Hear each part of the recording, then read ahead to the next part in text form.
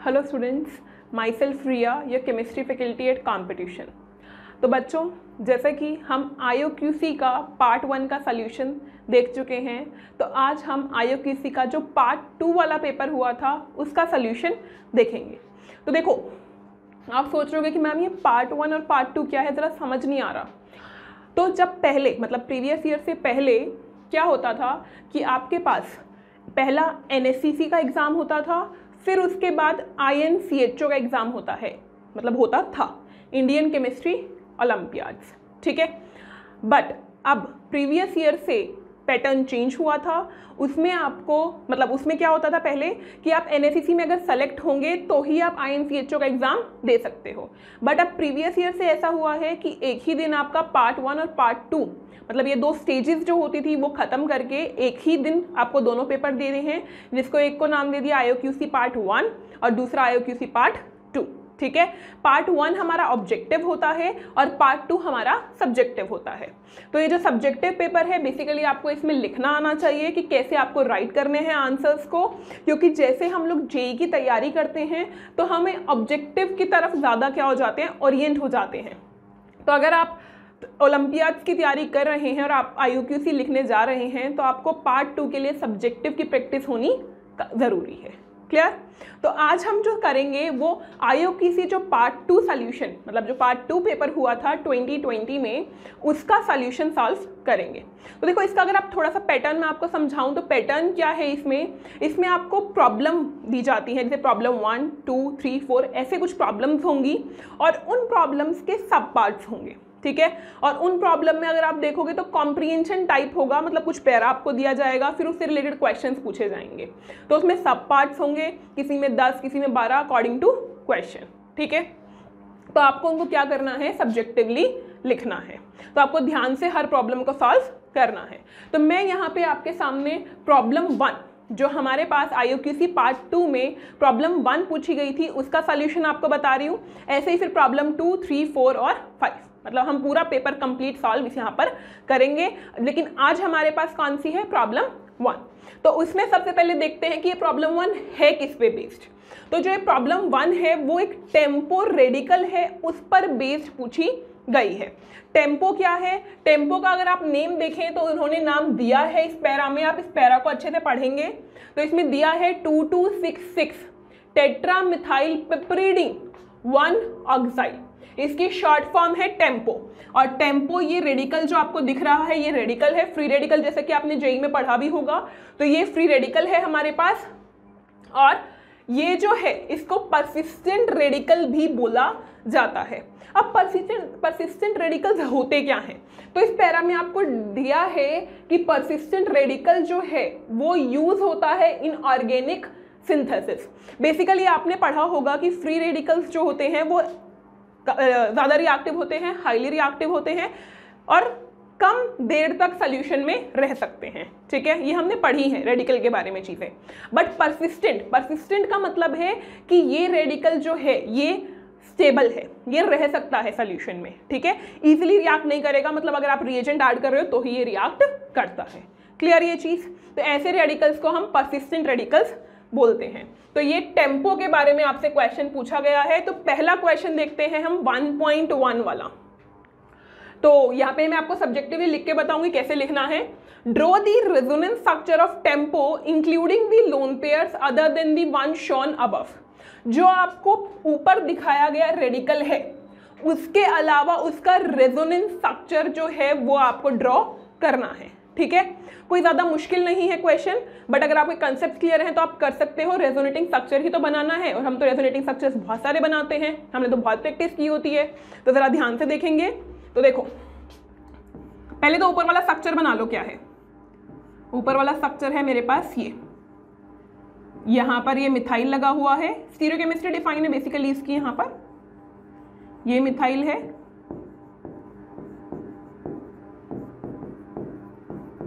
और ऑक्सीजन पर रेडिकल है, ठीक है। ऑक्सीजन पर रेडिकल है और लोन पेयर बोल के उसने आपको हिंट भी दे दिया है कि नाइट्रोजन पर भी यहाँ पर लोन पेयर होगा। 5 वैलेंस इलेक्ट्रॉन्स होते हैं, 3 बॉन्ड बना चुका है तो एक लोन पेयर प्रेजेंट होगा। और ऑक्सीजन पर 6 वैलेंस इलेक्ट्रॉन्स होते हैं तो 2 लोन पेयर और होंगे यहाँ पर, क्लियर। अब इसका जो ऑलरेडी ये प्रेजेंट है उसका स्ट्रक्चर मैंने अभी बनाया है, अब इसका मुझे रेजोनेटिंग स्ट्रक्चर बनाना है। तो रेजोनेटिंग स्ट्रक्चर कैसे बनेगा, अगर मैं इसका अनपेयर्ड इलेक्ट्रॉन, जो इसका ये अनपेयर्ड इलेक्ट्रॉन है और ये अनपेयर्ड इलेक्ट्रॉन है, ये आपस में क्या कर ले, बॉन्ड फॉर्मेशन कर ले। अगर ये बॉन्ड फॉर्मेशन कर ले तो रेजोनेटिंग स्ट्रक्चर बन जाएगा। तो देखो, क्योंकि ऑक्सीजन की वैलेंसी अभी कंप्लीट नहीं है ना, ऑक्सीजन की वैलेंसी कंप्लीट करनी होगी, तो ये रेडिकल आपस में बॉन्ड फॉर्मेशन करेंगे, तो ये बन जाएगा डबल बॉन्ड। नाइट्रोजन पे एक इलेक्ट्रॉन बचेगा, नाइट्रोजन पर एक इलेक्ट्रॉन बचेगा हमारे पास, तो और यहां पर वही मिथाइल और मिथाइल, ठीक है। अब अगर हम देखें फॉर्मल चार्ज भी देखना पड़ेगा। तो फॉर्मल चार्ज अगर मैं देखूं तो 1 2 3 4 5, तो ये हमारे पास क्या बन गया, इसका रेजोनेटिंग स्ट्रक्चर बन गया, ठीक है। क्लियर, कोई मुश्किल नहीं था, सिंपल आपने क्या किया, इसका एक अनपेयर्ड इलेक्ट्रॉन का बॉन्ड फॉर्मेशन कर दिया, पाई बॉन्ड बन गया, नाइट्रोजन पे एक अनपेयर्ड इलेक्ट्रॉन आ गया, पहले ऑक्सीजन पे अनपेयर्ड इलेक्ट्रॉन था, ऑक्सीजन पे रेडिकल था, अब नाइट्रोजन पे रेडिकल है, तो आपस में दोनों क्या हो गए, एक दूसरे के रेजोनेटिंग स्ट्रक्चर्स हो गए। बस आपको इतना ही लिखना था, तो फर्स्ट क्वेश्चन आपका कंप्लीट है।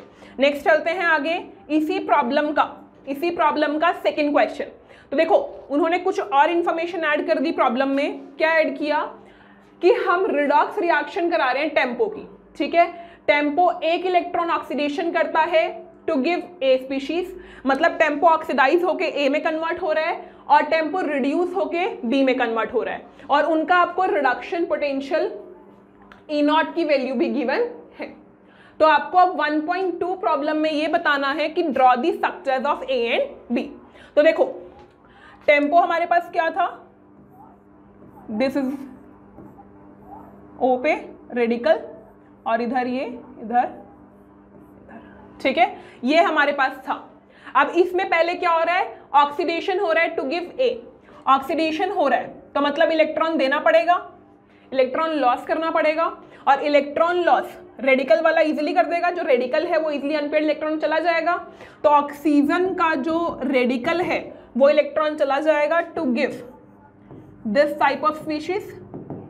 ऑक्सीजन पे पॉजिटिव आ जाएगा क्योंकि आपके पास 2 ही लोन पेयर बचे। फॉर्मल चार्ज अगर मैं देखूं तो 2 4 5 वैलेंस इलेक्ट्रॉन है, तो एक वैलेंस इलेक्ट्रॉन की कमी है, तो यहां पर पॉजिटिव आ जाएगा।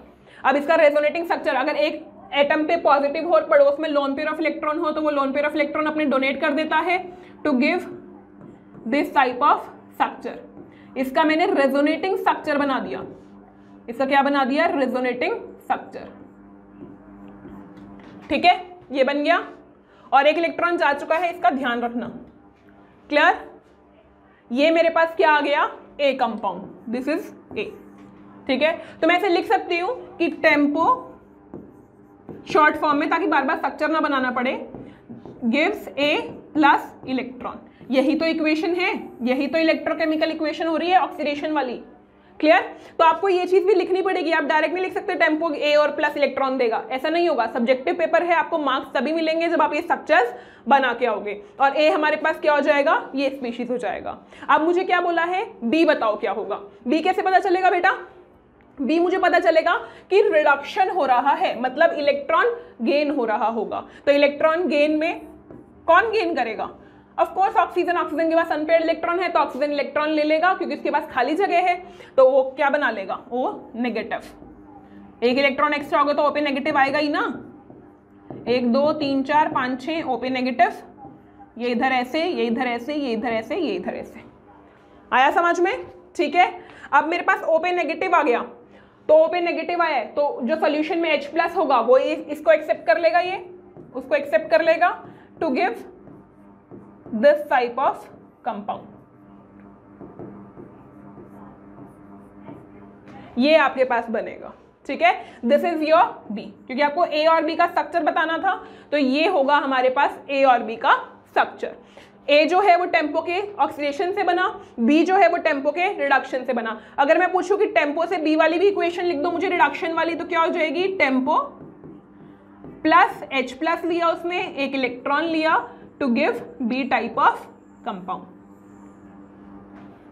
और स्ट्रक्चर्स मैं आपको बता ही चुकी हूं, तो देखो इजी था, कोई ज़्यादा मुश्किल नहीं था, बस आपको जो कंपाउंड दिया है, जो मॉलिक्यूल दिया है, वो थोड़ा सा आपको अटपटा लग रहा होगा। अदरवाइज जो आप कंसेप्ट पढ़ते हो उसका तो बहुत बेसिक्स चल रहा है, बहुत बेसिक्स है ये तो। इलेक्ट्रॉन देना, इलेक्ट्रॉन लेना, ऑक्सीडेशन रिडक्शन तो हम ऐसे ही पढ़ते रहते हैं। आया समझ में? आगे चले। अभी देखो इस इंफॉर्मेशन का यूज नहीं हुआ, इस इंफॉर्मेशन का यूज हो सकता है आगे हो हमारे पास, ठीक है। तो आगे चलते हैं, 1.2 भी हो गया। अब हम बात करते हैं 1.3 की।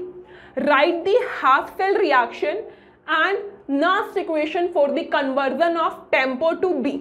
आपको बोला है कि 1.2 को रेफर करो और वहां से जो टेम्पो से बी बन रहा है उसके लिए हाफ सेल रिएक्शन लिखो, जो कि मैंने वहां बता भी दी थी आपको, एक बार दोबारा लिख लेंगे। और फिर आपको बोला है कि नास्ट इक्वेशन लिखो उसके लिए। तो देखो जरा, पहले मैं पहले वाला पार्ट कंप्लीट कर लेती हूँ, फिर दूसरी वाली लाइन पढ़ेंगे। तो tempo plus H plus electron लेके क्या बना रहा है बेटा? बी बना रहा है।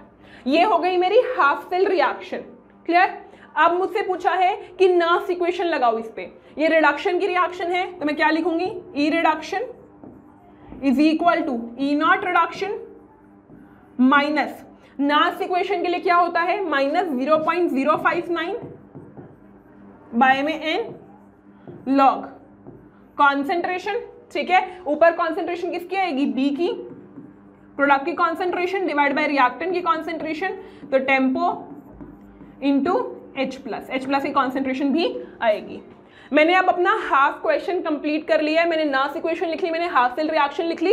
अब मुझे बोला है derive the relation between reduction potential of tempo and pH। जो ये रिडक्शन पोटेंशियल है, जो ये रिडक्शन पोटेंशियल है इसका और pH के बीच में बताओ क्या इक्वेशन होगी, डिराइव करके दिखाओ मुझे। तो कैसे निकलेगी? H प्लस की कॉन्सेंट्रेशन से ही निकलेगी। आपको पता है minus log H plus concentration is equal to pH, पता है ना बेटा ये बात? तो minus log H plus is equal to pH, तो बस पुट कर दो E reduction is equal to E naught reduction minus 0.059 by n log B by में टेम्पो, ठीक है। अब इसको हम क्या लिख सकते हैं? माइनस लॉग H प्लस की कॉन्सेंट्रेशन, ऐसे लिख सकते हैं। अब माइनस लॉग H प्लस क्या हो जाएगा अपने पास? pH के बराबर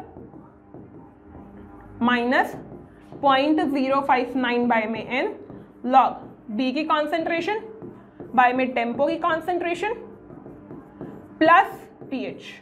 minus log H plus pH के बराबर हो जाता है ना, प्लस pH, बट इसको अंदर ब्रैकेट में रखेंगे, बाहर रखेंगे तो ये माइनस आ जाएगा। तो ये डेरिवेशन मेरे पास आ गया किसका? ई रिडक्शन वर्सेस pH का। क्लियर? हाँ जी, ये समझ में आ गया डेरिवेशन। सिर्फ इतना ही पूछा था, ठीक है। बस इसको आप मल्टीप्लाई करके लास्ट स्टेप तक पहुंचा सकते हो, बट इतना ही आपसे डेरिवेशन पूछा गया था, ई रिडक्शन वर्सेस pH का। ईजी है, कोई मुश्किल नहीं है, बस मुझे लिखना आना चाहिए सब्जेक्टिवली। आगे चलते हैं। हाँ जी, देखो अब उसी क्वेश्चन में आगे एक और पैराग्राफ जोड़ दिया, मतलब उसी क्वेश्चन में आगे चल रहे हैं हम लोग, उसी प्रॉब्लम में, प्रॉब्लम 1 थी उसी में आगे चल रहे हैं। आपको बोला है कि मुझे ये ग्राफ गिवन है, ठीक है। ये ग्राफ किस किस के बीच में है? पोटेंशियल वर्सेस pH के बीच में, पोटेंशियल वर्सेस pH के बीच का ग्राफ है 2 डायमेंशनल प्लॉट में टेम्पो के लिए। फिर उसमें ये बोला है कि ये जो लाइंस हैं, जो ये लाइंस हैं, वो लाइंस जो हैं वो डिस्क्राइब करती है इक्विलिब्रियम पोजीशन को। आपको ये पैरा पढ़ना है, मैं आपको इसका मतलब बता रही हूँ क्या लिखा है, क्योंकि अगर आपको ये पैरा पढ़ोगे तो ही आपको मतलब समझ आएगा कि ये ग्राफ क्या रिप्रेजेंट कर रहा है और आगे के आप क्वेश्चन सॉल्व कर पाओगे। तो देखो हमें दिया है line represents equilibrium between 2 species, ठीक है। तो देखो और इक्वल कॉन्सेंट्रेशन होगी उस लाइन पे उनकी। तो आपको दिया क्या है कि आपको अलग अलग रीजन्स हैं, ये लाइंस जो हैं वो अलग अलग रीजन्स में डिवाइड कर रही है इस ग्राफ को। तो इस लाइन 1 से ऊपर स्पीशीज ए एग्जिस्ट करती है, लाइन 1 से नीचे और लाइन 2 से ऊपर टेम्पो एग्जिस्ट करता है, लाइन 2 से नीचे बी एग्जिस्ट करता है, लाइन 4 के इधर सी एग्जिस्ट करता है, और लाइन के ऊपर ये जो स्पीशीज है, जैसे कि मान लो मैं लाइन 4 की बात करूं तो इसमें बी और सी स्पीशीज जो है वो इक्विलिब्रियम में एग्जिस्ट कर रही होगी, जो जहां पर उनकी कॉन्सेंट्रेशन क्या रहेगी? इक्वल रहेगी। पैरा का मतलब समझ में आया? क्लियर है? ये ऐसा सही है जैसे तुम फेज डायग्राम पढ़ते हो ना कि सॉलिड लिक्विड गैस, और फिर वो जो लाइंस होती हैं उस पर इक्विलिब्रियम में एग्जिस्ट कर रहे होते हैं सॉलिड लिक्विड या फिर लिक्विड गैस। सेम डिटो यहाँ पर भी ऐसा कुछ है, ठीक है, मतलब थोड़ा सा एनालॉजी है यहाँ पर। तो अब क्वेश्चन क्या पूछा है वो देखते हैं। हाँ, एक और चीज ऐसा भी बोला है कि लाइन वन जो है उन स्पीशीज को रिलेट कर रही है जो सिर्फ इलेक्ट्रॉन ट्रांसफर की वजह से बनी है।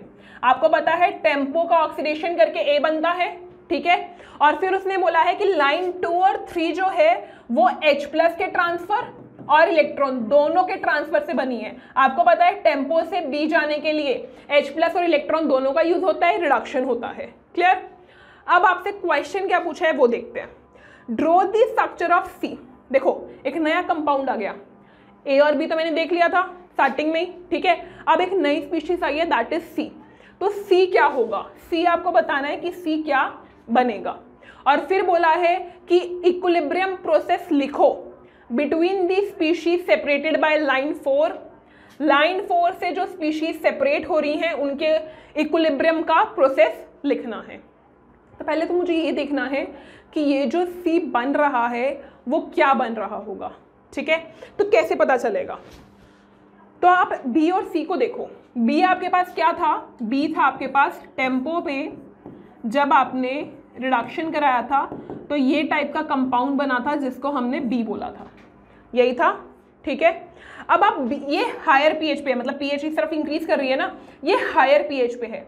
अगर मैं पीएच कम पे आ जाऊं, मैं पीएच कम पे आ जाऊं क्योंकि पीएच कम पे जो सी स्पीशीज बन रही है, और पीएच कम पे आओगे तो जो ये नाइट्रोजन है ये बेसिक है ना इन नेचर, तो ये क्या हो जाएगा बेटा, प्रोटोनेट हो जाएगा। क्या हो जाएगा, प्रोटोनेशन हो जाएगा। नाइट्रोजन का लोन पेयर जो है वो H+ से बॉन्डिंग कर लेगा, मतलब H+ को अपने इलेक्ट्रॉन्स डोनेट कर देगा। तो यहाँ पर सी स्पीशीज क्या बन जाएगी, सी स्पीशीज हमारे पास बनेगी, नाइट्रोजन पर भी प्रोटोनेशन होगा तो यहाँ पर H आ जाएगा, तो N पे पॉजिटिव बन जाएगा और ये एज इट इज रहेगा। बस आपको इतना पेशेंस होना चाहिए था कि आप पैराग्राफ को ढंग से पढ़ते, ठीक है, और अपना बेसिक कंसेप्ट लगाते कि अगर मुझे बी से सी जाना है तो बी से सी जाने के लिए मुझे क्या करना होगा कि पीएच डिक्रीज हो रही है, पीएच डिक्रीज होने का मतलब एसिडिक नेचर इंक्रीज हो रहा है, H+ की क्वांटिटी इंक्रीज हो रही है। तो अगर ऐसा हो रहा है तो अगर मैं बेसिक सोल्यूशन की पीएच, बेसिक सोल्यूशन को ऐसी जगह डाल दूं जहां H+ प्रेजेंट है तो वह H+ को गेन कर लेगा और प्रोटोनेट हो जाएगा। सेम चीज यहां पर हुई, तो ये क्या हो गया, सी स्पीशीज। क्लियर, ठीक है। अब मुझे बोला है कि इक्विलिब्रियम प्रोसेस लिखो। जो लाइन 4 है वो कौन से इक्विलिब्रियम को सेपरेट कर रही है, और ये लाइन 4 है कहां, 7.4 pH पर। तो बस बी और सी के बीच का इक्विलिब्रियम लिखना है, लिख दो बैलेंस करके। बी जो है हमारे पास ये कंपाउंड था,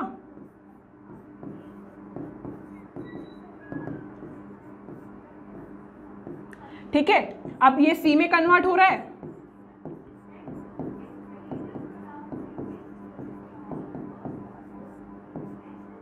तो यहाँ क्या आ जाएगा, एक H+ यहाँ इस तरफ एक्स्ट्रा आएगा बैलेंस करने के लिए, तो ये आंसर आ गया, ठीक है। आप डायरेक्ट भी लिख सकते थे B+H+, या फिर B नहीं लिखना तो डायरेक्ट आप टेम्पो का भी लिख सकते थे। देखो B को एक और तरीके से लिख सकते हैं, टेम्पो और H+। टेम्पो के ऊपर एक H ही तो आया एक्स्ट्रा, ठीक है, टेम्पो H+। H+ रिएक्ट करके क्या बना रहा था, टेम्पो H2+। आया समझ में, कैसे भी लिख लो, जैसे भी आपको अच्छा लगे। B+H+ इक्विलिब्रियम C लिख सकते हो, ठीक है। मतलब हाँ, स्ट्रक्चर एक बार आपको बनाना पड़ेगा ताकि आपको मार्क्स तो चाहिए ना, सब्जेक्टिव पेपर ऑब्जेक्टिव नहीं है। आया समझ, इजी था क्वेश्चन। चले आगे, देखो अब क्वेश्चन क्या दिया है, derive the expression for the ratio slope line 3 divide by slope line 2। मतलब जो लाइन 3 और लाइन 2 थी ग्राफ में, उनके स्लोप का रेशियो लेना है, और उनके स्लोप का जो रेशियो होगा वो नास इक्वेशन से निकालोगे, क्योंकि जो ग्राफ है वो E वर्सेस पीएच के बीच में है, तो आपको नास इक्वेशन से लिखना पड़ेगा। उससे आप क्या निकाल सकते हो, स्लोप का रेशियो निकाल सकते हो, ठीक है। यहाँ पर ये हमारे पास H+ नहीं होगा क्योंकि एक H तो नेगेटिव पे ही आया है ना, हाँ, तो यहाँ पर भी H2, हाँ यहाँ पे ठीक है, क्लियर, ठीक है। अब देखो, अब मुझे लाइन 3 और लाइन 2, पहले तो लाइन 3 के लिए देखो, लाइन 3 के लिए मुझे टेम्पो और सी के बीच में इक्विलिब्रियम लिखना है। तो हमारे पास टेम्पो से क्या बन रहा है, सी बन रहा है। कैसे बन रहा है सी, अब देखो ये ऐसा था, O पे रेडिकल था, ये और मुझे कहाँ जाना है, मुझे जाना है ऐसे कंपाउंड पे, ठीक है। तो यहां पर 2 H+ एक्स्ट्रा है, तो 2 H+ लिख दो इस साइड, और एक इलेक्ट्रॉन चार्ज बैलेंस करने के लिए यहाँ पॉजिटिव चार्ज है, यहाँ पे भी पॉजिटिव ही रहना चाहिए। ये रब कर दूं, मैंने इक्वेशन लिख ली अपनी रिडक्शन की, ये इक्वेशन है। अब मुझे इसके लिए नास्ट इक्वेशन लिखनी होगी, तो E reduction is equal to, या फिर E3 लिख लो ताकि लाइन 3 है मुझे पता रहे, E3 is equal to E03 minus 0.059 by में N कितना है 1 log C की कॉन्सेंट्रेशन बाय में टेम्पो की कॉन्सेंट्रेशन बाय में H+ का स्क्वायर। इसको सॉल्व करेंगे, pH के टर्म्स में निकालेंगे, और ये पूरा आपको लिख के दिखाना पड़ेगा। आप ऑब्जेक्टिव की तरह नहीं छोड़ सकते इसे, सारा लिखेंगे तभी मार्क्स मिलेंगे। और इजी है, देखो अगर आप देखो तो बहुत इजी है, आपको डायरेक्ट नास्ट इक्वेशन तो लगानी थी, बस इक्वेशन लिख लो, नास्ट इक्वेशन लगा दो, यहाँ पर क्या हो जाएगा माइनस log H+ का square, E3 is equal to E03 minus 0.059 log C by में टेम्पो की concentration plus 2 into 0.059 log H+, and log H+ की कॉन्सेंट्रेशन आपको पता है किसके बराबर रहेगी, pH के बराबर हो जाएगा। तो E3 is equal to E03 minus 0.059 log C की कॉन्सेंट्रेशन बाय में टेम्पो की कॉन्सेंट्रेशन माइनस 2 इंटू, क्योंकि मैं माइनस log H+ को pH लिखने जा रही हूँ, तो ये आपके पास इक्वेशन हो गई हमारे पास। दिस इज योर इक्वेशन बच्चा, ठीक है। तो E और pH का अगर ग्राफ है तो स्लोप क्या हो जाएगा, स्लोप इज दिस। तो थर्ड लाइन का स्लोप मेरे पास 2 इंटू 0.059 आ चुका है। अब मुझे निकालना है लाइन 2 का, तो लाइन 2 का क्या होगा, लाइन 2 के लिए अब क्योंकि मेरे पास जगह नहीं है तो मैं इसको रब कर देती हूँ एक बार, ठीक है। तो देखो लाइन 2 के लिए, लाइन 2 में है क्या क्या, लाइन 2 में है टेम्पो और B। इसके लिए तो मैंने पहले भी बताई है आपको इक्वेशन, टेम्पो से B कैसे बन रहा होगा, रिडक्शन करके एक H+ ले रहा होगा और एक इलेक्ट्रॉन, ठीक है। तो ये इक्वेशन रहेगी, बस यहाँ पर 2 हो जाएगा, E2 E02 माइनस 0.059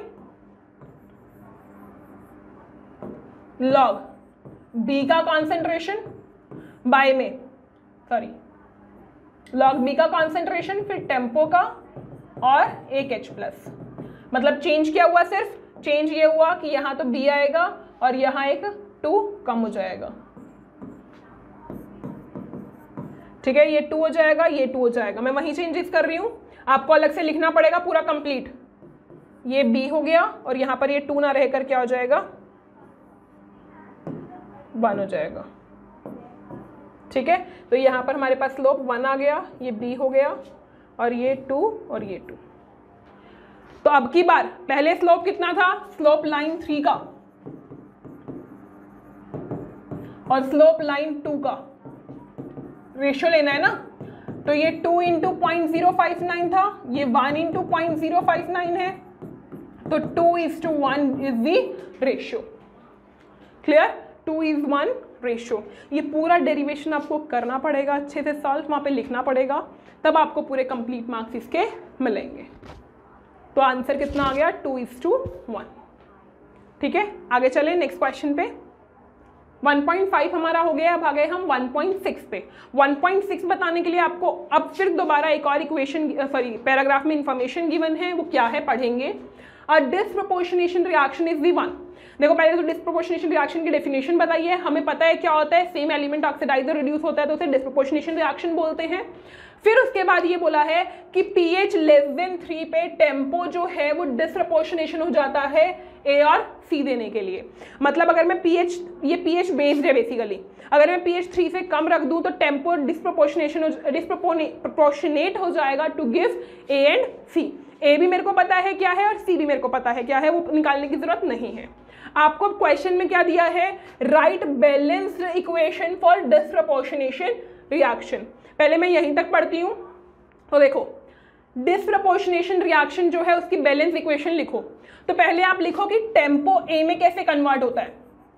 टेम्पो जो है वो A में कैसे कन्वर्ट होता है बेटा, ऑक्सीडाइज होके मतलब एक इलेक्ट्रॉन देकर अपना, ठीक है। और टेम्पो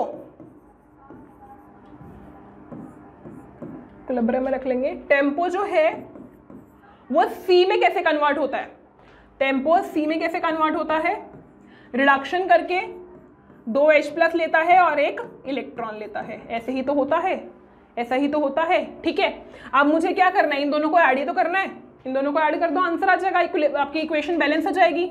2 टेम्पो 2H+, इलेक्ट्रॉन से इलेक्ट्रॉन कैंसल, A+C बना रहा है। यही तो डिस्प्रोपोर्शनेशन रिएक्शन है, यही तो पूछा है कि बैलेंस इक्वेशन लिखो डिस्प्रोपोर्शनेशन के लिए, कि टेम्पो जो है वो A में भी कन्वर्ट हो रहा है, टेम्पो जो है वो C में भी कन्वर्ट हो रहा है। आया समझ में? पहला पार्ट कंप्लीट हो गया। दूसरा, determine the equilibrium constant for the reaction at standard temperature. Equilibrium constant बताओ इस रिएक्शन के लिए, और आपको मेन स्टेप बताने हैं कैलकुलेशन के। तो देखो, अब अगर मुझे क्या बताना है, इस रिएक्शन के लिए इक्विलिब्रियम कांस्टेंट बताना है, तो के इक्विलिब्रियम बताना है तो डेल्टा जी पता होना चाहिए, या फिर ई, मतलब कुछ भी ऐसी इंफॉर्मेशन होनी चाहिए जैसे मैं के इक्विलिब्रियम बता सकूं। डेल्टा जी इजी है क्योंकि वो एक्सटेंसिव प्रॉपर्टी है। तो एक बार डेल्टा जी के बारे में ज़रा देख लेते हैं कैसे पता करेंगे। तो आपको ना पहले आपको एक इन्फॉर्मेशन गिवन थी जो मैंने बोला था बाद में यूज़ होगी, ये वाली इंफॉर्मेशन, कि ए से जब टेम्पो बन रहा है, E0 ए से टेम्पो बन रहा है तो 0.745 वोल्ट है। तो मैं यहाँ पे बता सकती हूँ कि टेम्पो से ए उल्टा हो रहा है तो E0 क्या हो जाएगा, -0.745 वोल्ट। क्लियर? ठीक है। लेकिन टेम्पो और सी का जो है वो E0 गिवन नहीं है, उसका E0 गिवन नहीं है, बट बी वाले का तो गिवन है ना। तो बी वाले के लिए देखो एक बार, बी वाले के लिए क्या हो जाएगा, बी कैसे बनता है, TEMPO plus H+ plus electron gives B. यही तो होता है, यही तो होता है ना, ठीक है। इसके लिए देखो, इसके लिए E0 देखो, बी टेम्पो से बी का गिवन है 0.610। किसका है, टेम्पो से बी का, टेम्पो से बी का ही लेना है मुझे, E0 0.610 वोल्ट। आया समझ में? इतना गिवन है।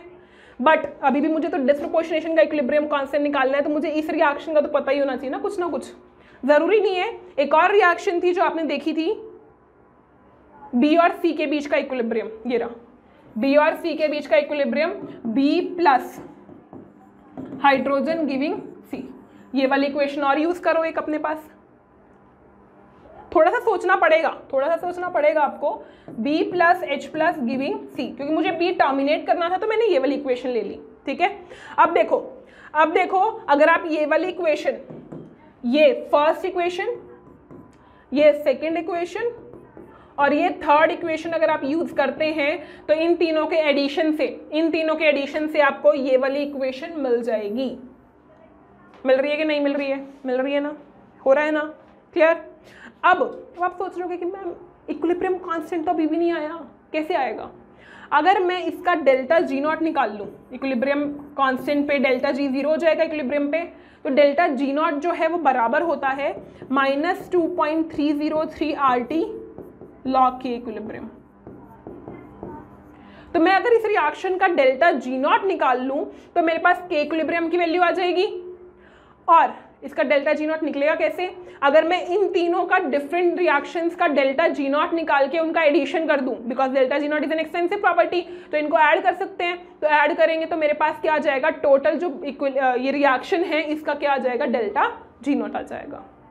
तो ज़रा करो, यहाँ से निकाल लो, डेल्टा G0 कितना आ जाएगा, -1 इलेक्ट्रॉन है into F into -0.745 volt. Same यहाँ पर डेल्टा G2, इसको 2 इसको 1 बोल दिया मैंने, -1 इंटू F इंटू 0.610, यहाँ से भी आ गया डेल्टा G0 2। अब थर्ड वाले का कैसे निकाला जाए? थर्ड वाला जो है वो इक्विलिब्रियम रिएक्शन है, ये वाला फॉर्मूला लगा सकते हैं, -2.303 RT log K इक्विलिब्रियम। और सोच रहे हो कि K इक्विलिब्रियम कैसे आएगा? तो देखो K इक्विलिब्रियम के लिए यहाँ पे थोड़ी सी हिंट थी अपने पास।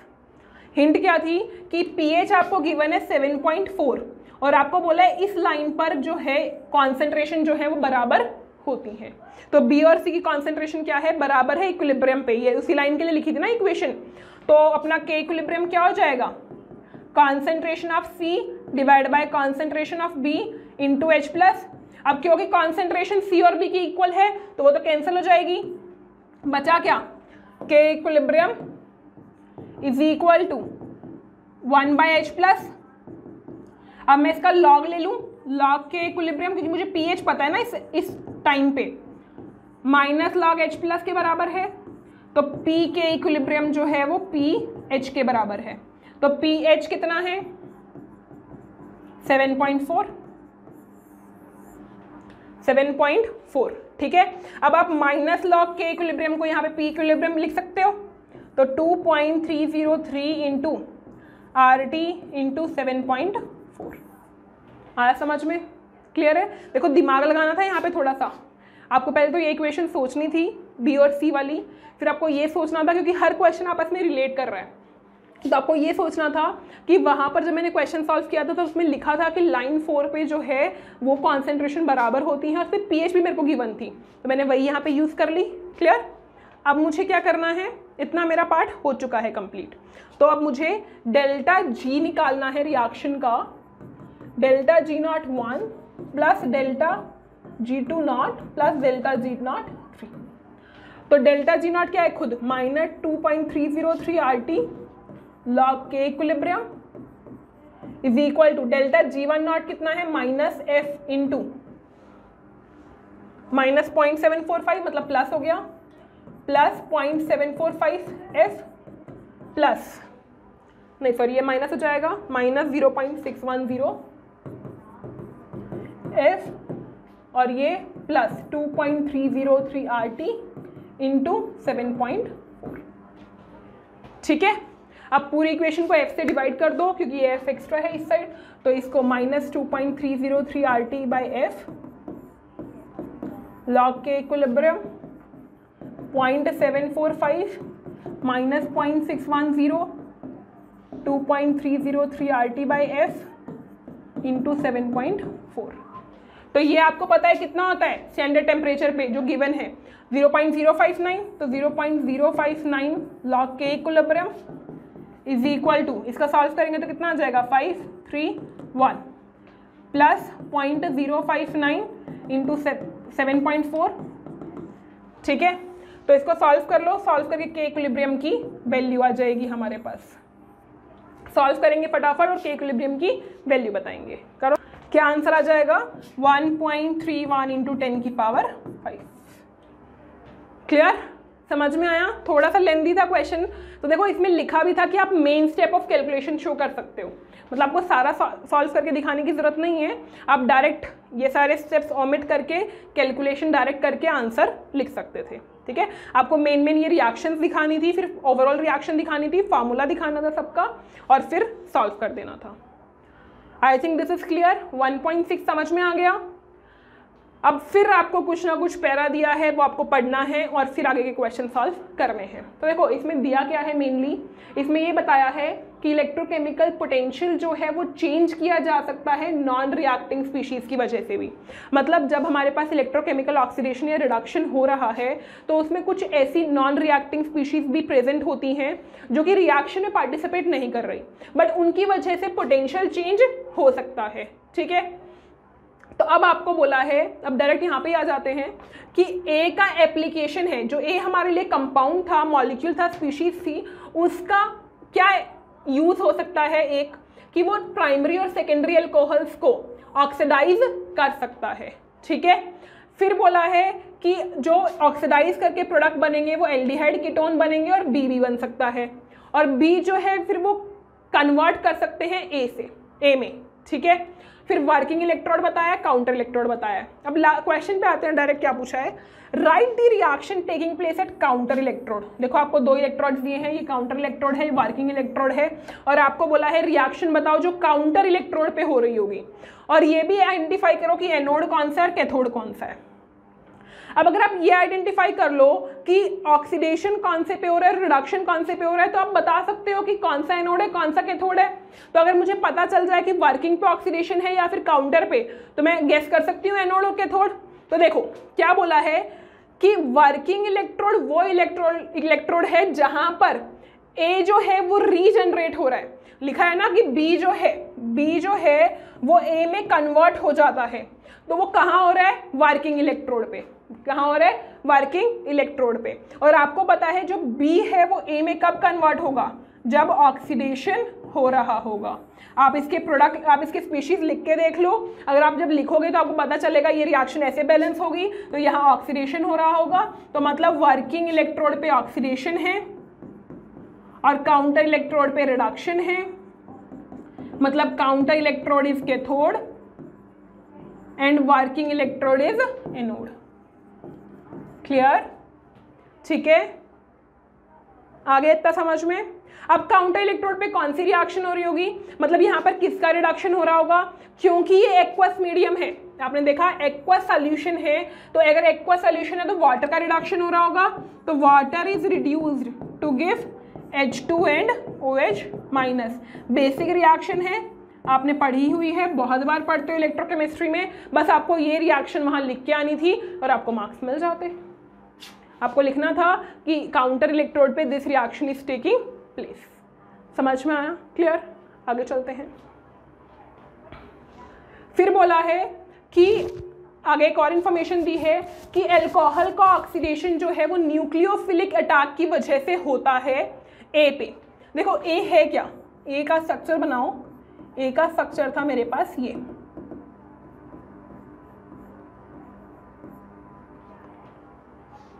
ठीक है, दिस इज योर ए। अब बोला है कि जो इस पे एल्कोक्साइड का अटैक होता है तब अल्कोहल का फॉर्मेशन होता है। तो आपको 1.8 में ये पूछा है कि आप वो इंटरमीडिएट बनाओ जो न्यूक्लियोफिलिक अटैक के बाद बनेगा। तो आपने बहुत सारी रिएक्शन पढ़ी है न्यूक्लियोफिलिक की।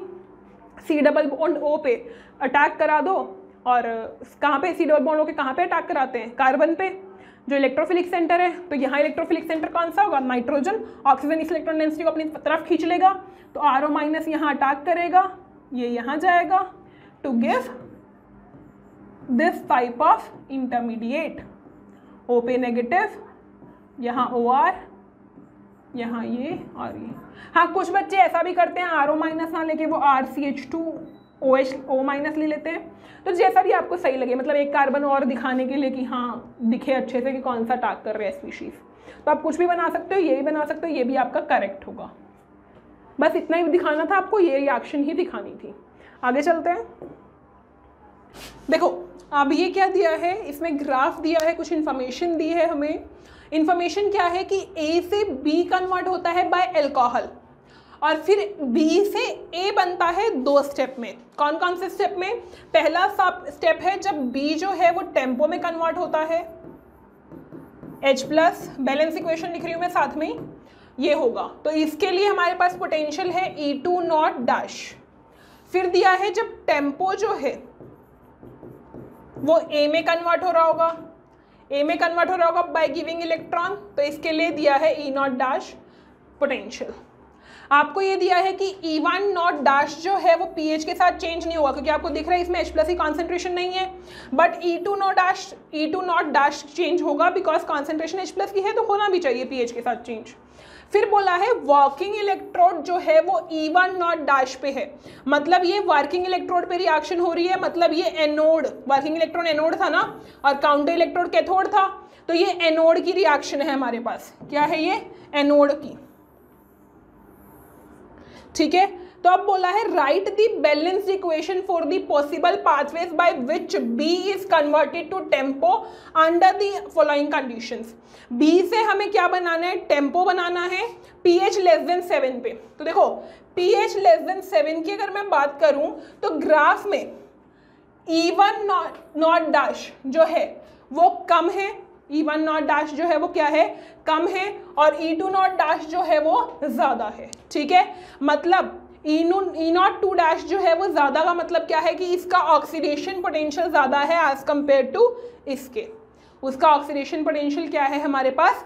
ज़्यादा है। ठीक है, तो मतलब ये कहाँ हो जाएगा, ये रिडक्शन होगा। इसका क्या होना चाहिए, फिर रिडक्शन होना चाहिए। मतलब ये हमारे पास रिएक्शन कहाँ हो जाएगी, कैथोड पे हो जाएगी। मतलब रिएक्शन जो है वो चेंज हो जाएगी। क्या बनेगा अपने पास, A plus electron giving TEMPO, और एक रिएक्शन ये है ही TEMPO plus plus H plus वापस लिखो B से TEMPO H plus plus electron. तो अब इसको ऐड कर दोगे तो क्या बनेगा, A प्लस बी जो है वो रिएक्शन करके TEMPO plus electron H plus दे रहे हैं। ये रिएक्शन ओवरऑल रिएक्शन आपके पास होगी pH लेस देन 7 पे। ठीक है, pH लेस देन 7 पे। तो इस चीज़ का ध्यान रखेंगे कि रिएक्टेंट पे हमारे पास A और B होगा। मतलब कि एक तरफ A है एक इलेक्ट्रोड पे, दूसरे इलेक्ट्रोड पे B है, वो दोनों मिलकर क्या बना रहे हैं, टेम्पो का फॉर्मेशन कर रहे हैं। क्लियर ये चीज़। ठीक है, अब देखो pH ग्रेटर देन 7 की अगर हम बात करें तो pH ग्रेटर देन 7 पे E02 डैश ज़्यादा है E10 डैश से। मतलब कि अब जो है, अब किसका ऑक्सीडेशन होगा, अगर आप देखो हमारे पास क्या था कि टेम्पो जो है वो A में कन्वर्ट हो रहा है इलेक्ट्रॉन लेके, ये E10 डैश है, इसकी वैल्यू ज़्यादा है। मतलब ऑक्सीडेशन जो है वो टेम्पो को होगा A में। ठीक है, और रिडक्शन किसका होगा, B का रिडक्शन होगा किसमें, B का पहले ऑक्सीडेशन हो रहा था टेम्पो में, अब क्या होगा, रिडक्शन हो जाएगा। यहाँ पे रिडक्शन वाली रिएक्शन, मतलब ये रिएक्शन उल्टी हो जाएगी। तो अगर आप देखो तो यहाँ तो टेम्पो जो है वो A और B में कन्वर्ट हो रहा है, बट हमें तो A और B को टेम्पो में कन्वर्ट करना है ना, तो ये तो गलत हो गया। तो अब हम ऐसे प्रोसीड नहीं कर सकते, हमें थोड़ा डिफरेंटली सोचना पड़ेगा। तो आपको पुरानी कुछ बातें याद रखनी पड़ेंगी। जैसे pH ग्रेटर देन 7 पे एक रिएक्शन होगी कॉम प्रपोर्शनेशन। कौन सी, कॉम प्रपोर्शनेशन। आपने पढ़ा था कि pH लेस देन 3 पे डिस्प्रोपोर्शनेशन रिएक्शन है, और उसने लिखा भी है इसके रिवर्स रिएक्शन को कॉम प्रपोर्शनेशन बोलते हैं। वो इसीलिए लिखा है ताकि आपको याद रहे ये चीज़ यहाँ पर। तो यहाँ पर हमारे पास क्या हो जाएगा,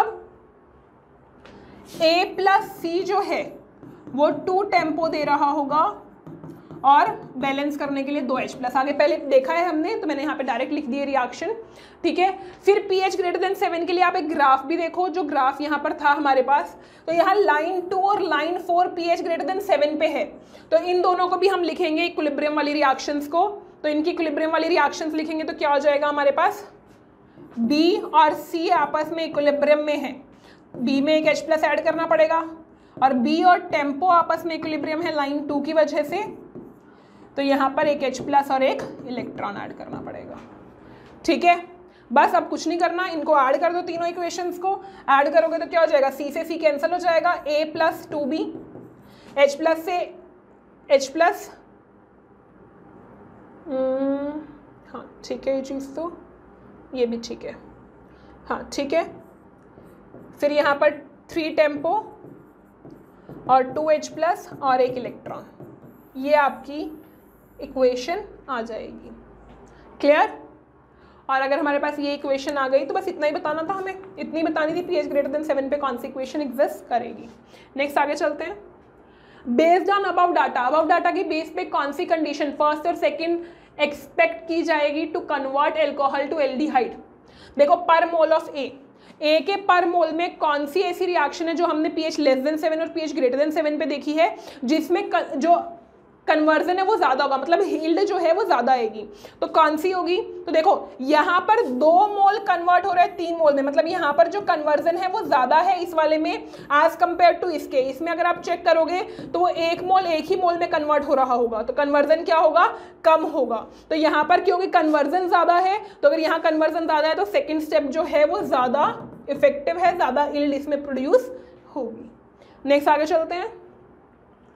आपको 3 डिफरेंट टाइप के टेम्पोज दिए हैं, एक में अपने यहाँ पे OH लगा दिया, एक में COH लगा दिया, एक में NH2 लगा दिया, और पूछा है इन तीनों में से कौन सा pH डिपेंडेंट शो करेगा E1 डैश की वैल्यू pH रेंज 2 to 7 में।